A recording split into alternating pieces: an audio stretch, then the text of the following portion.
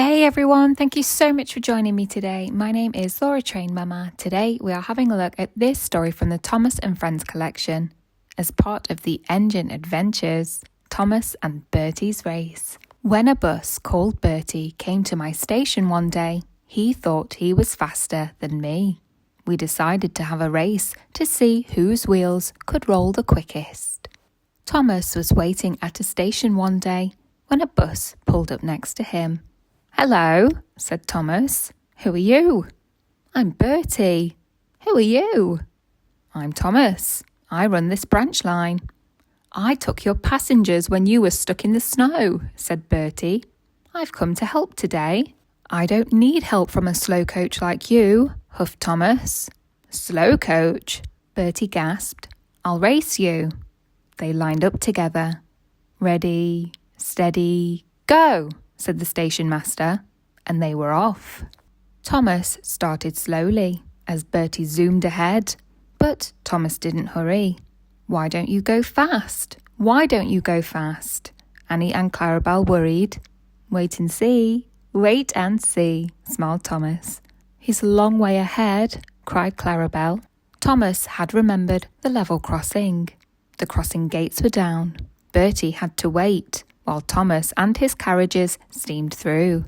"Goodbye, Bertie," Thomas called. Then the road left the railway and Thomas couldn't see Bertie. He had to stop at a station to let some passengers off the train. "Beep, beep. Quickly, please," Thomas whistled. Everybody got out. The guard blew his whistle and off Thomas steamed. Come along, puffed Thomas. We're coming along, sang Annie and Clarabelle. Then Thomas saw Bertie crossing the bridge over the railway. "Toot, toot," beeped Bertie. "Steady, Thomas," said his driver.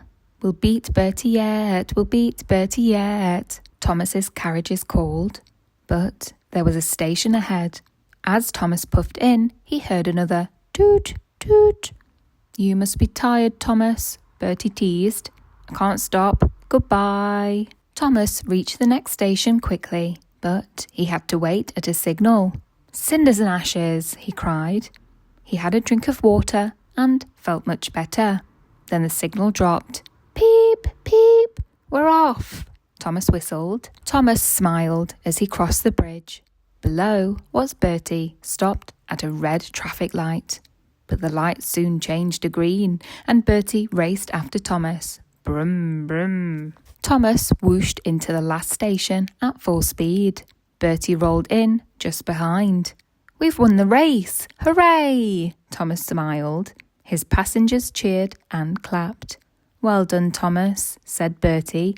"That was fun, but you were too fast for me." Thomas and Bertie are now good friends. Together, they take passengers all over Sodor. The Fat Controller has told Thomas not to race at dangerous speeds, and Bertie's passengers don't like being bounced around like peas in a pan. Thomas and Bertie would love to have another race, but I don't think they ever will. Do you? You may choose to pause the video if you want to learn more about Bertie, from where his cab, seats, indicator light, headlights and wheel arch live. Over on the right hand side is Bertie's challenge to you.